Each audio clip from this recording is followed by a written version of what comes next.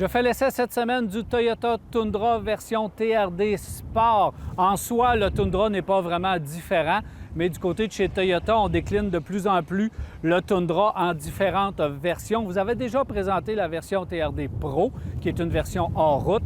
La version TRD Sport est une version où on garde des éléments esthétiques qui sont très prédominants, mais on calibre la suspension et le comportement pour la route. Et ça fait toute une différence. Les éléments qu'on a gardés du Pro, donc de la version route, c'est la prise d'air sur le capot, le devant très massif. On sait que le Pro a sa propre version calandre, mais ici, c'est quand même très réussi au niveau du visuel. Le gros changement, c'est au niveau de la suspension. Si on veut le comparer toujours avec le Pro, bien, on a des amortisseurs Blichstein et une barre stabilisatrice adaptée justement à la conduite plus sur route que hors route. On sait que la version Pro a des amortisseurs Fox et une suspension avec plus grand débattement, mais ici, c'est très réussi. On veut un comportement beaucoup plus doux, beaucoup plus sain sur la route et surtout avec ces pneus qui ne sont pas des pneus hors route, sont des pneus adaptés pour la route. Donc ça fait toute la différence au niveau du comportement routier et aussi surtout au niveau du son et du bruit. Cette version ici est construite bien sûr sur un Crew Max qu'on appelle du côté de chez Toyota, donc plus grande cabine disponible chez Toyota.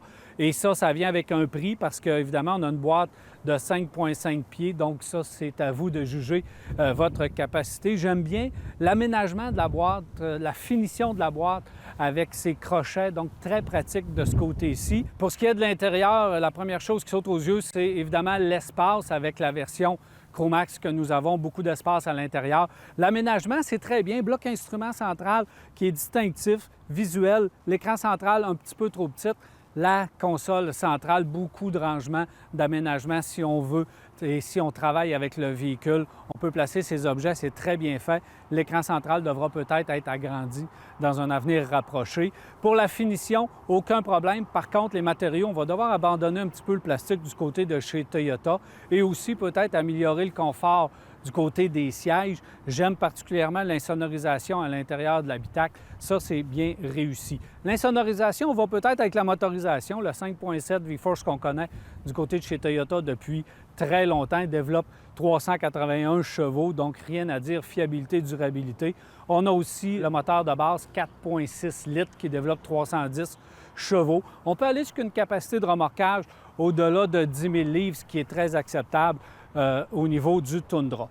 La version TRD Sport du Tundra est sans aucun doute ma version préférée. Il est disponible au prix de 56 000 $, ce qui est très concurrentiel dans le marché. Et ce qui me fait poser comme question, pourquoi Toyota n'est pas capable d'aller chercher davantage de ventes? Je comprends que Ford, GM, Chrysler sont bien implantés dans le segment, mais un véhicule de la sorte devrait être beaucoup plus populaire qu'il ne l'est en ce moment. Ce qui me fait dire que Toyota va devoir oser. On va devoir oser au niveau de la motorisation. Je comprends qu'on aime nos moteurs, qu'on est traditionnel chez Toyota, mais on va devoir aller un petit peu plus loin. Pourquoi Toyota n'a pas sorti une version hybride il y a 5 ans? On a la technologie, on a tout du côté de chez Toyota pour arriver les premiers et oser, et peut-être que ça nous aurait permis d'aller chercher davantage de ventes. On va devoir aussi oser au niveau du style, autant à l'extérieur qu'à l'intérieur. C'est réussi, c'est beau, c'est agressif à l'extérieur, mais on va devoir aller plus loin. L'intérieur, c'est juste correct. Mais encore une fois, si on regarde du côté de chez Ram, c'est spectaculaire ce qu'on nous propose. Donc, on va devoir sortir de notre zone de confort et non seulement décliner une multitude de versions dans une prochaine génération si on veut avoir du succès. Et peut-être que d'aller construire le Tundra dans la cour des Nord-Américains à Austin, au Texas, c'est pas suffisant.